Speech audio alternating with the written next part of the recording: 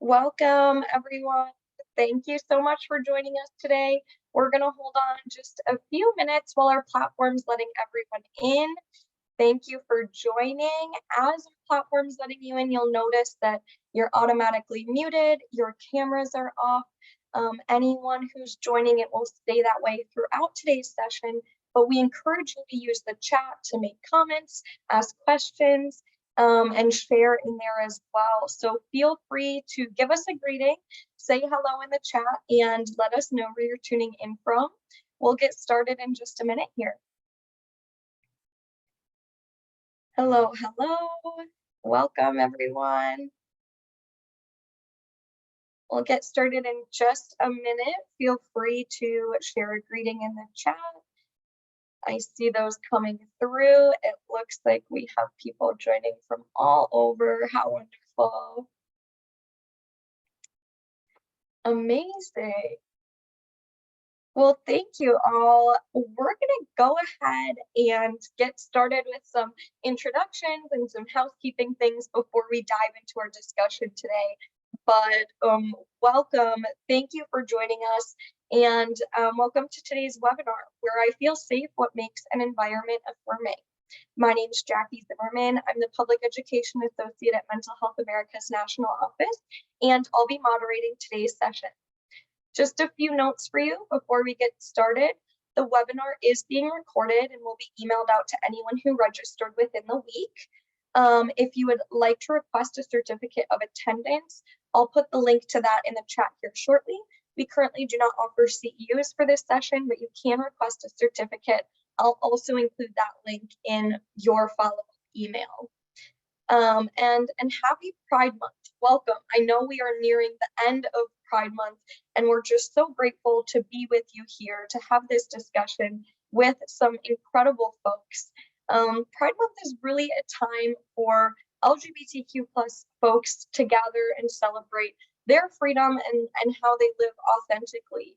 We know that our LGBTQ plus community deserves to be affirmed, feel safe, supported, and joyful throughout this month that really all benefits mental health. And so we welcome you here today for this discussion focused on how we can build and create more affirming environments, what that feels like, what that looks like.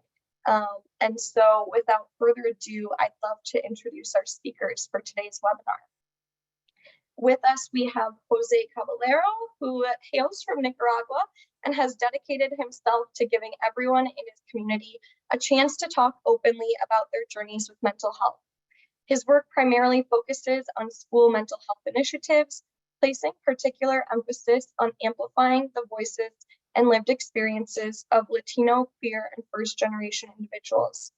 His efforts have fostered collaborations with various nonprofits, including the American Foundation for Suicide Prevention, Mental Health America, and the Jed Foundation, which recently honored him with the 2023 Student Voice of Mental Health Award. Welcome. With us, we also have Connor Dalgaard, who is a rising sophomore at Vassar College, planning to major in psychology and minor in economics and Greek and Roman studies. As a high school student in Pittsburgh, he developed a passion for mental health advocacy and amplifying youth voices. Through involvement with his school Stand Together Club, the PA Youth Advocacy Network, and freelance journalism, Connor drew attention to the mental health crisis facing youth at city, state, and national level. In the future, he hopes to pursue a career with mental health component to continue advocating for the causes he believes in. Welcome. And with us, we also have Sophie Zhu, who is a Los Angeles-born mental health activist, writer, and public speaker. She was a youth leader at MTV's Mental Health Youth Action Forum at the White House, where she shared her story with President Biden and helped guide the administration on how to serve the needs of youth in the mental health care system. Sophie is also a three-time intern at the U.S. House of Representatives and an internationally recognized poet, winning the 2021 Orilla Poetry Prize and serving as an inaugural poet for LA Mayor Karen Bass. She's advised numerous organizations, including Lady Gaga's Born This Way Foundation, Mental Health America, and the California Mental Health Consortium. As a first-year student at Stanford University, they hope to double major in American Studies with a concentration in mental health care, justice, and comparative studies in race and ethnicity, with 2 minors in human rights and creative writing. As an eating disorder survivor and proud Jewish Latina, Sophie combines experience with injustice brought about by mental health care inequity with her passion for writing, advocacy, and leadership to uplift the voices of those with lived experiences and fight for the systemic destigmatization of marginalized bodies. Welcome. What a incredible group of young leaders we have with us for this discussion here today. I'm always in awe when I get to read those bios. And so thank you for being here with us today. We're thrilled to have this space to open up some conversation, and we'll just jump right into it. I know that lately there have been increased discussions about affirming environments, and I feel like affirming is kind of a buzzword right now where we're hearing it a lot. And I think it's being used, and some people might not necessarily even know what that means or looks like. And a lot of times when we think about it and when it's talked about, it's in the sense of clinical care or medical care, and how can you receive medically affirming care. But really, it goes far beyond a clinical setting, a doctor's office, a clinician's office. Homes, schools, our community spaces, our workplaces can all be affirming.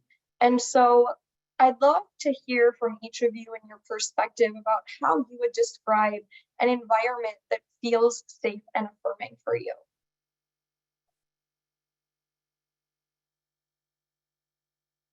I can get us started real quick, and I'm very excited to hear what the other panelists have to say. I'm kind of going to answer this buzzword question with another buzzword.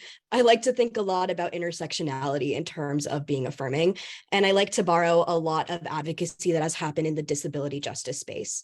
And to me, affirmation truly is accessibility and kind of moving away from making people feel like they're being accommodated and more like everybody's accessibility needs are being met. And accessibility doesn't just look like physical accessibility needs. It doesn't just look like ramps. It doesn't just look like audio assistance. It looks like making sure that everyone's identity feels valid in that space. So what is affirming to me, and I think for a lot of other young queer people, is rather than saying like, okay, how can I make this space accessible for you?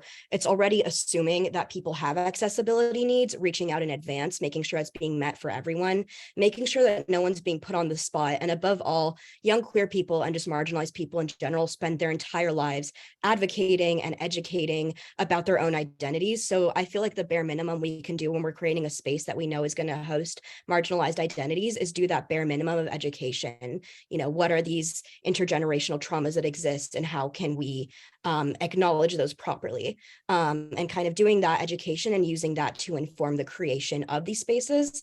And additionally, allowing young people to help lead and create those spaces themselves. Are you looking to create a youth board for your organization? Have young people involved in creating that board and its structure. Are you looking to create a research project that researches queer community? Have queer people involved in the actual research design. These are just some of the key components that I believe are important to making sure that we are making spaces affirming in a very ethical way, but I'm very excited to hear what everyone else. Yeah, I would echo a lot of what Sophie said. I think that was, it hits home for me, especially the part about youth involvement. For anyone who doesn't know, I would highly recommend taking a look at Hart's ladder of youth engagement, and especially noting that the top rung of the ladder is youth-adult collaboration, not youth doing everything and adults just saying that's good. But in terms of the question, I think that it was interesting that it was framed this way. And it might be because I'm just super young and so much of my life thus far has revolved around school. But I actually think about schools and homes as affirming environments before I think the same of clinical settings. But with that said, I think it's very crucial that we have these affirming spaces, obviously, and creating intentional structures that give a sense of security, safety, and affirmation to LGBT folks requires the input of them themselves. At the end of the day, you could have a PhD or whatever education and experiences on paper, but we don't have each other's lived experiences, and that's where we can shine. Based on my lived experience, I think that affirming environment is one that I can see myself able to exist freely without fear. Fear is the thief of my joy, and anxiety is very uncomfortable, especially if it stems from an aspect of my identity that I'm only starting to disentangle and understand. I would also just say that it involves a whole picture, because the unfortunate reality of my situation is that I'm a glass half empty person rather than a glass half full person, no matter how much I try to be a half full person. So like in this example, if 4 of my fellow coworkers or peers in a classroom are very supportive of LGBT identities, but one isn't, at the end of the day, I'm going to be thinking about the one person that doesn't support me more than I'll think about the 4 people who do, which is why affirming environments involve everyone and are very important to create. Wow, Sophie and Connor, I loved your answers, and I wanted to answer this question from kind of like a psychological lens. And before that, I wanted to share a little bit of my lived experience. And I was born and raised in Nicaragua. I lived there for 15 years, went to Catholic school that really tried to fix me in a variety of ways. At the time, I was questioning my sexuality, questioning who I was, and that just whole idea of trying to fix queer people really scared me and just led me to hide who I wanted to be and who I wanted to be, and especially all the scariness and everything that happened in that collectivistic environment was due to the experience that I saw fellow peers and fellow members of the community go through. One of them being my own cousin, who is an openly gay man, being persecuted, discriminated against, and as we speak, still lives his life with fear because of the discrimination, prejudice, and threats that he receives on a daily basis living in Nicaragua. And I think experiences similar to this are part of an ongoing issue that collectivistic and individualistic cultures are blindly perpetuating, in my opinion, which is the lack of empathy in our environments. And to me, a safe, affirming environment is tied to the idea of a physical space and an emotional state of mind as well, in which people feel protected by trying to understand one another with empathy, have the freedom to engage in respectful conversations and promote a sense of healing. And Sophia kind of touched on this a little bit about systematic change. And I think that the integration and the shift to more spaces like this, more affirming spaces, is going to take radical empathy. What I mean by that is we really need to try to understand, and we really need to see the world through the eyes of people very different from ourselves to understand this issue. And of course, emphasize the understanding that all people, including LGBTQ plus folks, have the right to pursue their happiness and pride. Absolutely. Thank you all. So many great insights in each of those answers. And you're so right. It is a feeling. And there are things that can influence that. As Connor said, that one person can really have that impact on that feeling. And like you said, then, this radical empathy, it can't just be acceptance. It's that trying to understand and put yourself in that situation of understanding someone that might not be like you, and that it's okay to love and support individuals that are different than you. So thank you for each of those. And beyond that feeling, I want to talk about the safety aspect, and affirming environments should provide that feeling of being accepted, being welcomed, but also that feeling of being safe and being able to truly be your true authentic self. And it's essential, as Sophie had mentioned before, for the LGBTQ plus folks to not just feel included, but for spaces to be built to really truly support you, built with that lens of inclusion, that it's not an afterthought, that it's not an and, that it's it's really built, and the way that we can do that is through including LGBTQ plus folks throughout the process of building them, as Sophie had brought up. So I just love to kind of hear more of your thoughts on how spaces can be built with that lens of inclusion. And if you've had any examples of different spaces you've experienced that really do feel safe and affirming to you, and what that can look like either at home or at school or in community space. I can start with this one. I would just start the discussion by saying that if LGBTQ plus voices are included in the construction of systems and spaces, there's obviously a higher chance that that space will become an affirming environment. And that is what I have seen in my own life. For instance, I see validation as a huge piece of the puzzle. No matter what someone's sexuality is, if I will feel affirmed if we can engage in respectful dialogue, work towards shared goals, maybe even gossip. It's just that shared empathy and the radical empathy that Say was talking about. We don't have to have each other's experiences or identities to be able to make connections and build an affirming space. We need that radical empathy. Meeting people where they're at is also important, I've seen, because not all queer people are the same, in the sense that not all straight people are the same. Yet it seems so much more normalized that we would refer to a coworker or classmate who is queer using their sexuality as a personality trait in a non-person first way, like my queer classmate or my gay teacher, as opposed to doing the same for someone who's straight. I've never heard someone say my straight friend, unless it's a joke. Another distinction that I've seen is one that we can draw between physical spaces and virtual spaces. I've actually seen virtual spaces in my life be very affirming and actually give me the tools I need to exist comfortably in physical spaces. It's inherent with algorithms, after all, that will become polarized and kind of sorted into these boxes, but it's not always the worst case scenario that happens. I knew that I was gay in high school because, in a sense, I saw myself represented in media during the pandemic. It was almost like something clicked because I saw queer movies, TV shows, and books that I was consuming freely, and Instagram posts and TikTok videos about the queer experience. And I finally felt like I had an outlet. I knew I wasn't a mistake or a blemish, even if it felt that way in my physical environment, or I could count on one hand the amount of queer people that I knew. Even though I'm not that far away from an urban space in Pittsburgh, my high school had a very pervasive white, athletic, heterosexual, hegemonic class.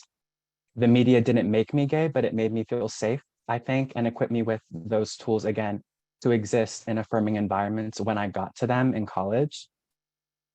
And I would also, one last note about virtual spaces, like it's more so a take it or leave it idea, but something to consider. When you think of a space like Slack and you can see pronouns be displayed every time a coworker sends a message, it's easy to remember and think, oh yes, this person uses he, they pronouns, he, him, she, they, them. And obviously it's not necessarily possible to do that in a physical environment. I don't have all the answers. Name tags can only be worn for so long before it gets a little awkward. But I do think that we have some things to learn from virtual spaces that we can put into physical ones too.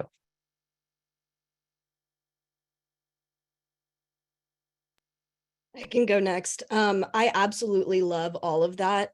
And I think that representation piece is absolutely key. I think part of allowing us to feel safe is making sure that we don't feel tokenized and recognizing that joy is our birthright. A lot of times queer people are kind of painted as being a protesting group. Pride is protest. It's important to acknowledge that. It's important to allow us to engage in that when it's necessary. But above all, it's important to recognize that we're people. We experience joy in the same way that straight people do. And it's so important to allow us to express that and feel safe in expressing that, and not always having to take on the role of protesting systems, of educating others, because that can be absolutely exhausting. And that's kind of part of the system, is like, okay, these marginalized folks are going to have to constantly educate, constantly protest to the point where they're burnt out and tired, and then they can't do it anymore. And the systems of oppression just cycle and continue. So without that space for joy, and joy as protest, and liberation as a form of protest, no change is actually going to get done. So that's just kind of like what I'd add. And it's so important to see queer joy represented in the media and represented in spaces.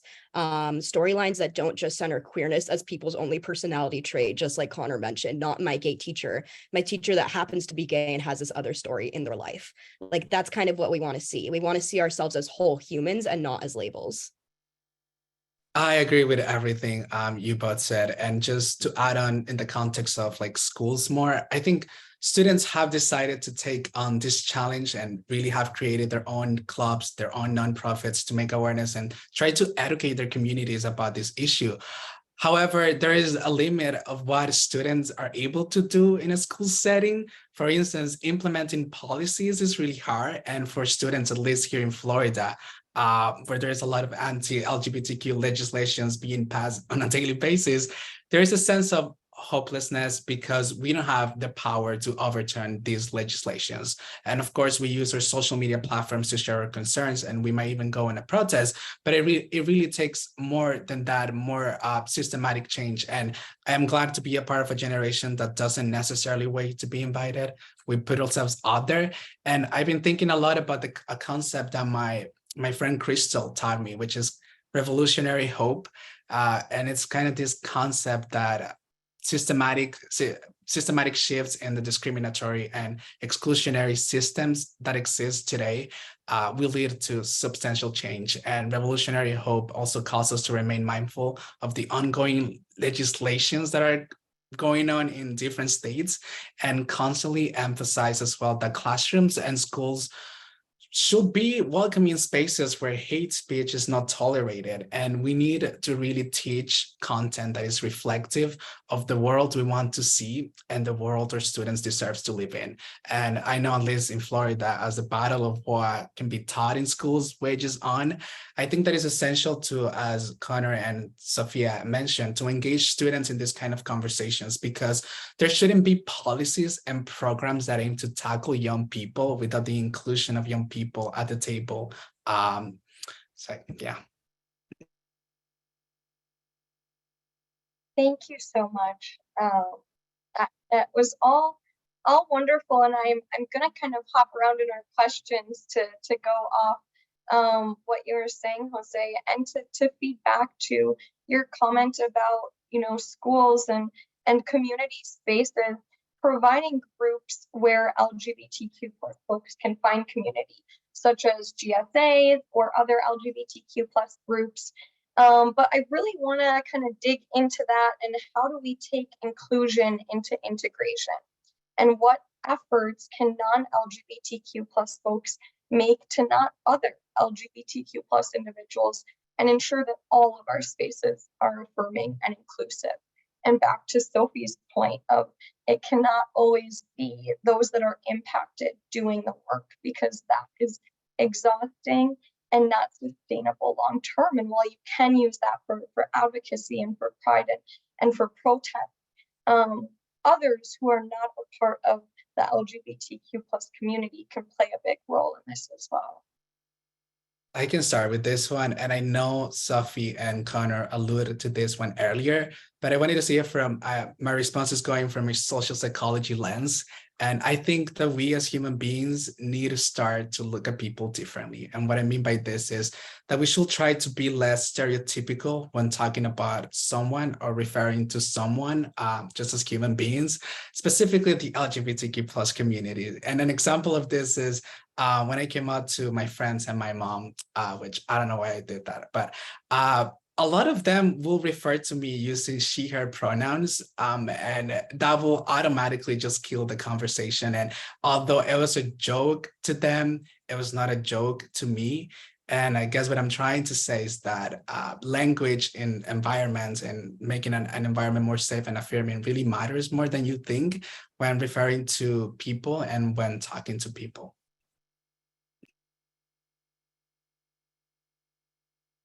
Yeah, I 100% want to echo that point of language. And like, once again, kind of circling back to like, we are always correcting people and kind of doing this work. And sometimes that's not safe socially. So it's very important to kind of practice that inclusive language, practice referring to people by the pronouns they ask you to refer to. And if they don't ask you, ask them. I mean, it's kind of like taking that very basic first step of education. So I absolutely think that for non-queer people, language is probably the most tangible way to work towards inclusivity and work towards safety. And also understanding that sometimes queer people are not going to be safe or feel safe around you. And that is by no means your fault. That's just a result of historical trauma. That's a result of systems pitting us against each other rather than to work together in order to create change that benefits everyone. So understanding that like you are not always going to be able to fit into a community or speak on behalf of a community, but what you absolutely can do is help uplift that community and help that community feel safe. Yeah, I would just say it comes down to being open and accepting, especially for non-queer folks. Uh, because at the end of the day, there isn't one type of LGBTQ plus individual. So it's not like we can like provide you a toolkit of how to interact with every gay person ever. So trying to be as inclusive as possible with language, examples used. Like I imagine what my elementary school experience would have been like if I was reading math word problems where there was a non-binary person buying an absurd amount of apples, or if we read a story about kids that had two moms or two dads. Um, I think it goes without saying that the political context that's happening right now around that kind of education is absurd. And I do not think that simply acknowledging queerness is indoctrination, grooming, or pushing sexuality onto children. I instead think that it's raising empathetic children that can actually handle the world's problems that we are inheriting from past generations. And then one other thing I would say is that I was at a conference this weekend and I had made a comment, it was a youth voice conference, that there's only one space where young people can't exist, and that is a bar. The same thing goes for LGBTQ people, except that there are no spaces where they're not allowed on principle if they're of legal age, of course. Um, we don't need a little rainbow flag or an endorsement to exist in a space. It's in the space's creation itself, whether or not, that warrants the inclusion of LGBTQ plus people. And yeah.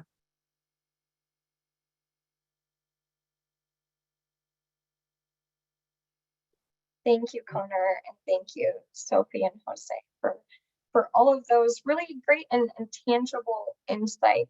I appreciate each of you sharing. I'd love to kind of pivot back and talk about some more of your experiences and impacts. And we know that I know Trevor Project just came out with a great new report with some statistics about how impactful affirming environments and supportive people in the lives of young LGBTQ plus people can be, and really how important it is in suicide reduction.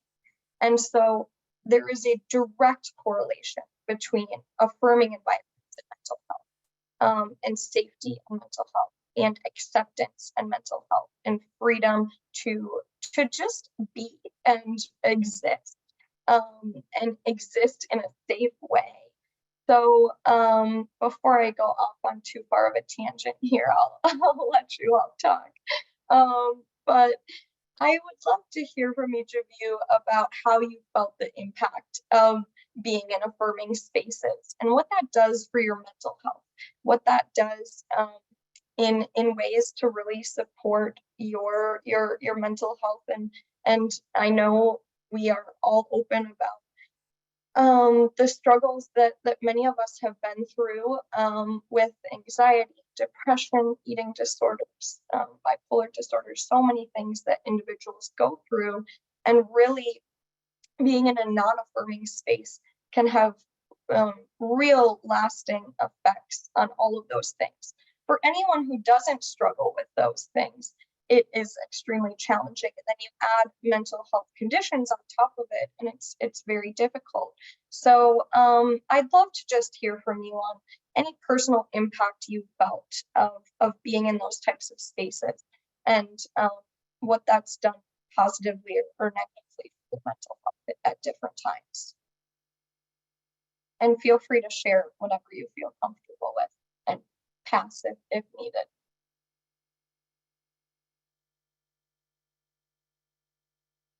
I can start.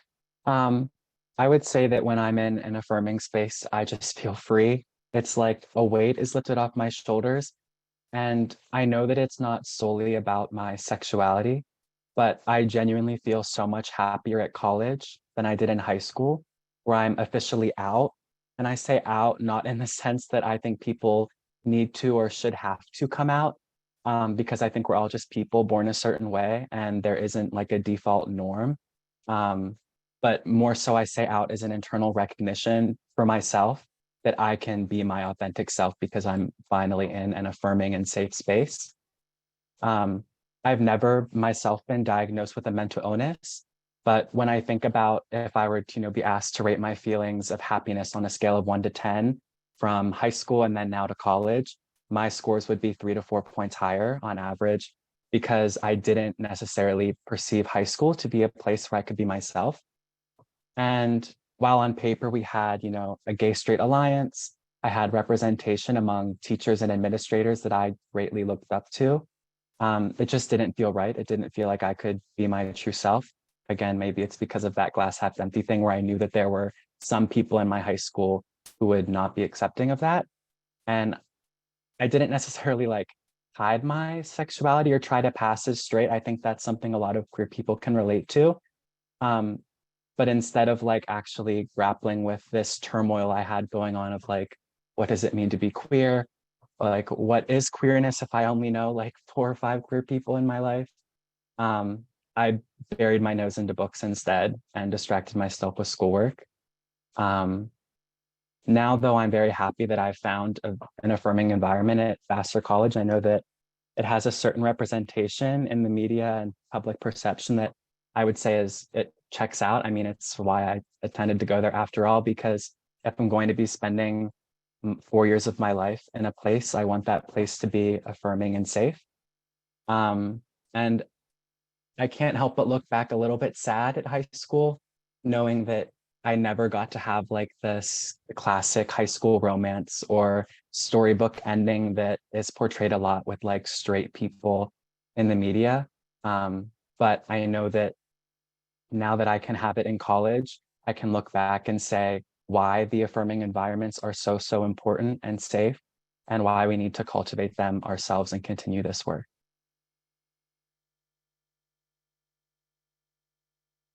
Even just hearing Connor speak right now about his high school experience just made me feel very safe and affirmed, because I hear that and relate to that so much. I grew up like going to middle school, high school, elementary school. Nobody was out as queer. There was no queer representation. It wasn't even a topic of conversation. And now I'm at college and like most of my friends are queer and gender nonconforming, and I just feel so seen where I once felt so alone. So I think that it's very important to create safe spaces where queer people feel safe talking about these issues. Like so many parts of my gender identity, I didn't even get the chance to grapple with and was forced to almost repress in the past because I thought I was alone in that struggle and I thought was not valid and like there was something inherently wrong with me. That was so harmful. But coming to college and hearing other people say, I felt exactly what you felt and here's how I confronted it. Here's how I got it off my chest. Here's where I got help. Here's how I accept myself. Like that was just absolutely life-changing for me. And I do go to a college where there is like a pretty strong queer presence, but I will say, like, a big institution does have its biases. It's not always as inclusive as it could be. So what I will say is if you do live in a state or live in an area where inclusivity is very hard and there kind of isn't this big overarching feeling of like, this is a safe space for queer people, almost leading by example can be very, very important, and doing so informally if needed. Like, I feel like the safest place for me is my friend group in school. It's nothing established. It's nothing formal, but by leading by example and just being like, hey, we're here, we accept you, it's created so many safe spaces and just created so much change for me. So yeah, I think that's kind of what I would highlight for sure. I think for me, my experience has been so excruciating. Living in a Latino household is a very unique experience, especially actually living in a country like Nicaragua and the community that I lived in. I grew up when I was 14, I was just full of fear and I didn't even know who I was. I think my family really emphasized religion a lot. And that's kind of like what made me feel that something was wrong with me, but that I not only that something was wrong with me, but that I needed to be fixed, because that's what my family will tell me. And I am so glad and lucky to be here and to share this space with all of you. And just like living with my mother right now, it's a completely different experience. And this, of course, has improved my overall mental health and assimilation to a new country, a new language, and a new culture. And it is because of her support. And I think that having that family support alongside what Sophie said of the support of your friends is really crucial for everyone in general. And having, in my case, the support of my mother and her compassion, it's what has led me to this destination. And I know I am very lucky to have this support system right now. But I really do think that we need to keep advocating for LGBTQ plus voices, especially those that are marginalized in our communities, such as the transgender voices, because rather to be taken seriously in their households and communities, these individuals are still struggling to have a seat at the table when policies that directly affect them are being made and discussed. So I really think that we should keep advocating for them and keep, yeah. I think that that advocacy piece is so important too, and it really does come from this systems and spaces view, because I forgot to mention, like, my parents like have always been like in an underspoken or like non-spoken way very accepting. Like, I think that a lot of queer people in these accepting spaces will remember like being asked, "Oh, Connor, do you have a girlfriend or boyfriend?" Like added at the last instance, and that happened to me. And even though like when that was said to me, it signaled that like, okay, I can, be who I am and be queer to my parents and my siblings, like I still didn't feel safe to ever come out again in quotes because of my school and the school system that I was existing in. So yeah, it doesn't always start with individuals and families and homes. It starts also with schools and work and the environments where young people are raised. Connor, I agree with every single thing you said, and it's something that is still like going on in my life right now. It's every time I call or like have a conversation with someone from Nicaragua, it's always like, "Oh, do you have a girlfriend? When are you gonna bring her to Nicaragua?" And I'm always like, never. But it's kind of like this is like an issue, at least for the Hispanic community, in which if you're a woman and you have a child, you give birth, that's the highest thing that you can do. And I think it just talks more about like that bigger issue of like stereotypes and prejudice that comes with that. But I do agree with everything you say, Connor, and I relate to that. Real quick before we move on, I just want to echo absolutely everything everybody said here.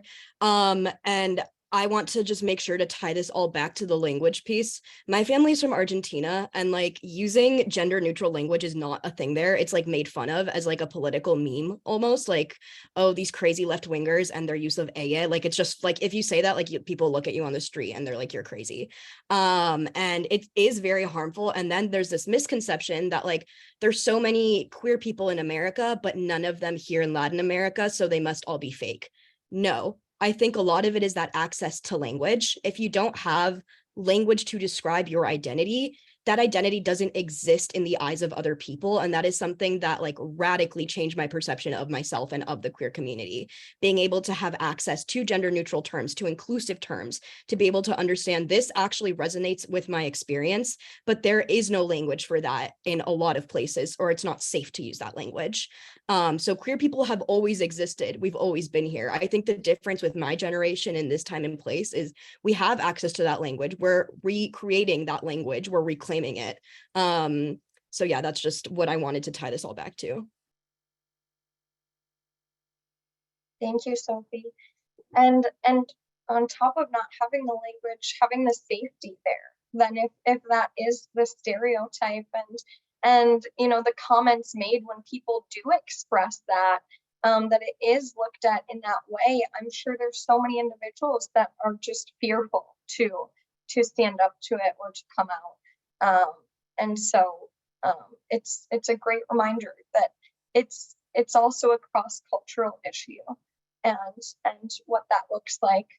I'd love to go to a couple questions from our audience members that we have, and then we'll wrap up with a final question at the end. I have a few here, and everyone, please, thank you for your questions and comments or pulling those from the chat. The first one I'd love to bring to you, and anyone feel free to jump in and add to this one. We have a representative from our MHA of the Heartland in Kansas City here, and they explained that they have a compassionate ear warm line that operates 9 a.m. to 9 p.m. daily, including weekends and holidays. And I think this kind of ties back to Connor, what you were saying about providing safe online spaces, and that it's not always, looking for affirming environments in the physical environment face to face, but we can make online spaces or virtual spaces affirming as well. And so they were asking if you have any recommendations for making sure that spaces like a warm line that you could call is a safe space for callers, regardless of elements of diversity or identities they might claim. And they're looking to be more inclusive with the LGBTQ plus community, but are kind of struggling with where to start or what would be most helpful. So any ideas or recommendations are welcome to them in their warm line.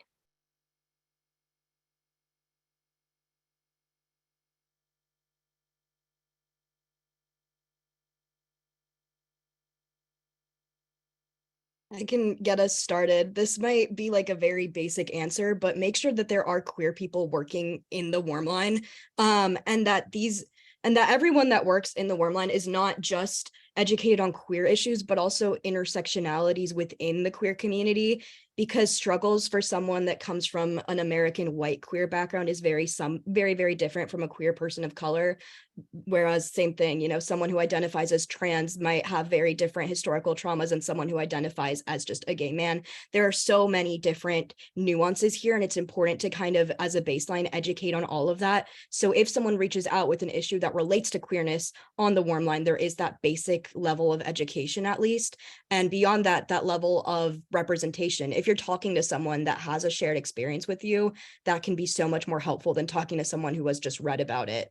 Yeah. And to add more on the intersectionality that Sophie touched on, I think that if you're going to have resources specifically for a community, let's say Hispanic community, make sure that those resources are translated to Spanish. And if you're going to have people to talk to Hispanic folks, make sure that they also know the language, since I know that's very crucial and that's very important for people to kind of understand and have that connection and relate to that individual. And I can come at it with like an advertising lens. If you like get to a point with the warm line where you are, you have, queer staff working it, you have things translated, and you truly believe that you can help queer people, go into queer spaces, and that's where you can start like, advertising the resource. Get people where they will exist in the space where they are perhaps feeling affirmed and safe. And if a resource is advertised in one of those spaces, I think I myself would be much more inclined to use it as opposed to just finding it, like on a bus stop sign. I will also say that reach out to local schools, high schools and colleges, and promote it there as well. Sometimes school counselors, psychologists, they do want to help, but they don't know where to look. They don't know where the resources are. So you could be that door for them. So yeah, just reach out to schools locally or across the nation. Yeah, thank you for those suggestions. I think a few of them tie back to the common theme of having LGBTQ plus voices represented at the table when you're creating spaces, and throughout the process.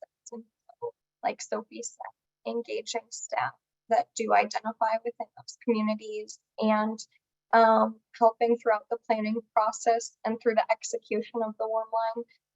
So many great suggestions going to the schools and getting information out there. I think that's so true. And that comment, Jose, brings us to a great question that someone else had asked about a comment that Connor had mentioned about the public perception of Vassar as a welcoming and affirming place that played into your decision as to attend there as your school. And this person asked how institutions and organizations respectfully and transparently demonstrate that they're a safe space and what that can look like. Yeah, to me, I think someone had just said in the chat that word of mouth is like a very big thing in queer communities, and that is what my experience was with Vassar College. And again, that word of mouth happened in a virtual space, not a physical space, because no one from like my high school has, ever applied or tried to go there. So when I was like going about the process of researching schools that I wanted to go to, I would either, just Google like schools with large queer populations, schools with queer resources and offices. And it was a very consistent presence of Vassar on those lists. And then reading anecdotes of people and reaching out to current students at the school about like, what has your experience been? Like, do you feel affirmed? What structures are in place that make you feel affirmed? I thought that because of like the representation piece of a lot of queer faculty, historically, a lot of queer individuals who have gone on to do very important things going to Vassar. And then just like the actual resources there of like a very strong LGBTQ center, and then just embracing intersectionality with other offices on campus, I knew that it would be an affirming environment.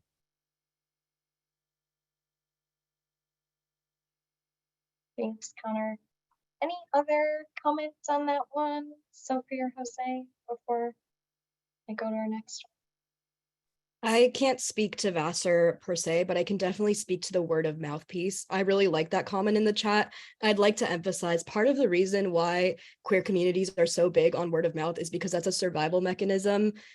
Queerness has been so censored in the media for so long. And if you look at the history, so much like queer literature is like unofficial publications that were literally pamphlets handed down the streets of San Francisco. I mean, like you can just like look back and realize like this is so much that had to happen underground because above ground this wasn't allowed. So to kind of counteract that and make it very seen that you are a safe space, you have to kind of help break that system. And like in your publication, in your media, the pamphlets for the schools, I mean, have that queer representation, front and center, like, without tokenizing, obviously, because there can be a very easy line to blur at times, but making sure that like queer folks are centered in the same way that non-queer folks are centered. Absolutely, thank you. We're gonna do another couple questions from the chat. This one, I know we've had individuals chiming in on and sharing some recommendations and insights, and I really appreciate that. We have someone who had asked, I have a child who's non-binary, and while our families are accepting of the use of their pronouns, or accepting the use of pronouns is hard for some of them, mainly grandparents. Do you have any suggestions on language to give them to help them understand the importance of correct pronouns? Appreciate all of your insight, each of you are amazing from this individual. And I think this is an important thing to bring up, as it can be a challenge and it can be so hard for that individual who is hearing the wrong pronoun use. I know a few people had shared in the chat a few suggestions that were great, so thank you for those. But any additional insight from each of you?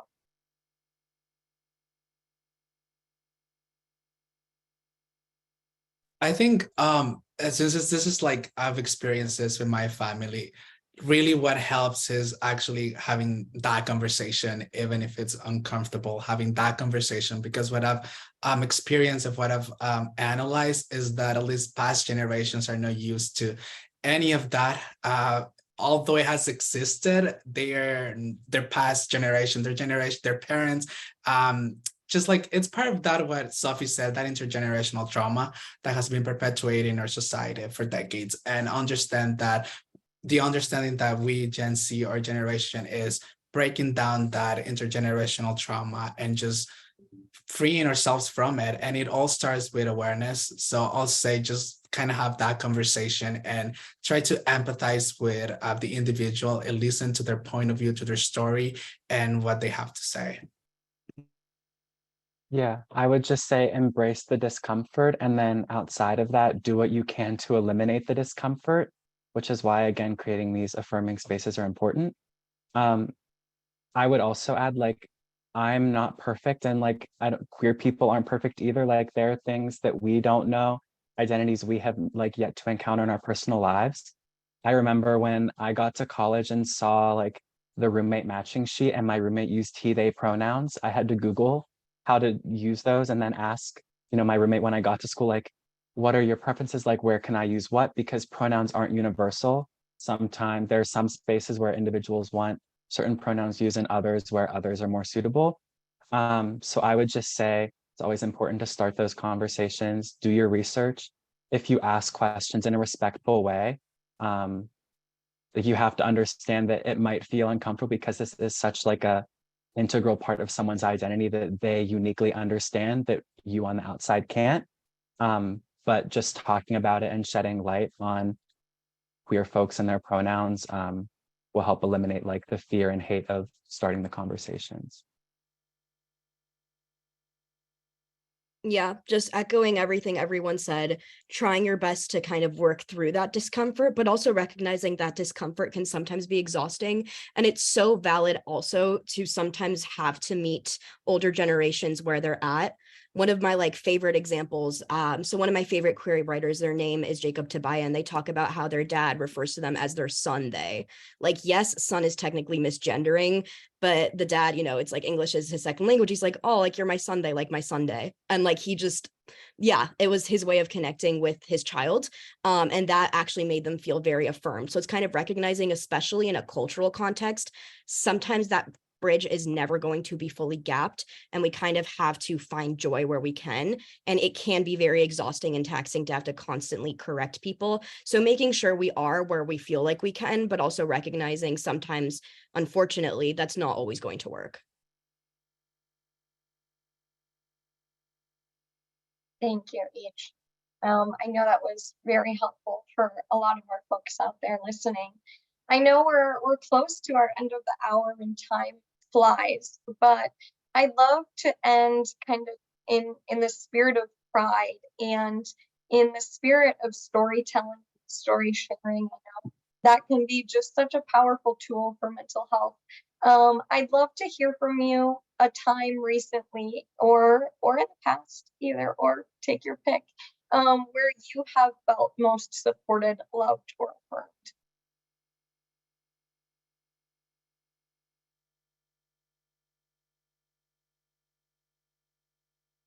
I think for me, it was joining Mental Health America's Young Leaders Council has been the best experience ever. And it's just such a group of individuals, talented individuals that bring a lot to the conversation. And we have dialogue, debate, and conversations openly in a respectful way. And when I was at the conference, I just felt so much love and support from them. And everyone just making sure to address and to refer to one another using the right pronouns, and everyone just talking freely about our own struggles and our own mental health, and kind of like empathizing one another with our lived experience and story.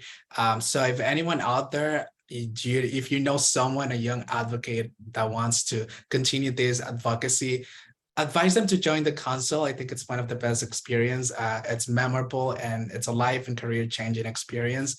So yeah.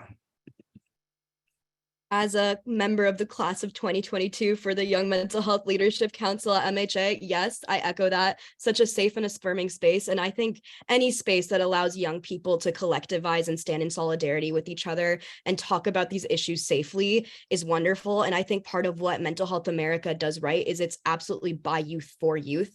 Our fearless leader, Kelly Davis, is also a young person. So it's like really great to have that liaison and that advocate and that connection. So we feel like we directly have a seat at the table. And that space was so affirming for me. And there's so many other spaces in mental health advocacy that are also affirming. And I think what they do right is making sure that they kind of check in with their youth, seeing how they can restructure, how they can change so that we do constantly feel affirmed, opening up spaces, opening up panels like these, but also doing it in a more informal way, like checking in with individuals one-on-one. I also serve on NAMI's Next Gen Council, and like we have individual check-ins with my boss to kind of see like, okay, how can we restructure this program so it makes sense for you, it makes sense for your identity. And I think like that's the best thing institutionally that spaces can do, is continuously check in with their youth and actually take into account what they have to say. Yeah, the council sounds great. Hopefully one day you all can apply and we can serve on it. I would say that I feel the most supported, loved, and affirmed just when I'm in a space broadly where there are other queer people, or where queer people have historically existed. If I was to name like one experience, I think it's really ironic because it would just be like sitting in my room, height of the isolation from the pandemic, watching queer movies, like movies that are movies first, but that also happen to feature queer love and queer relationships. Like I finally just saw the things that I had been going through and struggling with represented on a screen. And it made me realize that, like, again, I wasn't a blemish or an imperfection. Like, it's a very valid way to live your life. And yeah, I just think that the representation piece is the biggest thing for me that makes me feel affirmed and loved. Absolutely. Thank you each for sharing, and just thank you all for all of your openness, your insight, your knowledge you were able to share with us this last hour. I know I am so appreciative. It's truly an honor that I get to sit here with each of you and hear and learn from you this past hour. And I know a lot of people in our audience are just feeling the exact same way. I'm gonna have to send you the chat afterwards so you can see all the outpouring love. But thank you, Connor, Sophie, and Jose, for your time. Thank you, everyone, for joining us, for your thoughtful questions, for your comments, for your resources you placed in the chat. We appreciate you being here. It was a wonderful way to wrap up Pride Month this week, for me and for all of you. But just a reminder, it is being recorded. We'll send it out within a week, along with the links for certificate of attendance requests, and additional MHA Pride resources. Please feel free to look through those, utilize those, and reach out if you have any questions. We'll be in touch with that recording, and feel free to share so that we can have more open conversations like this one. One last thank you to our panelists today. You all were fantastic. So thank you, and have a wonderful rest of your day, week, and Pride Month. You too. Thank you. Thank you all. Thank you, everyone. Thanks, everyone.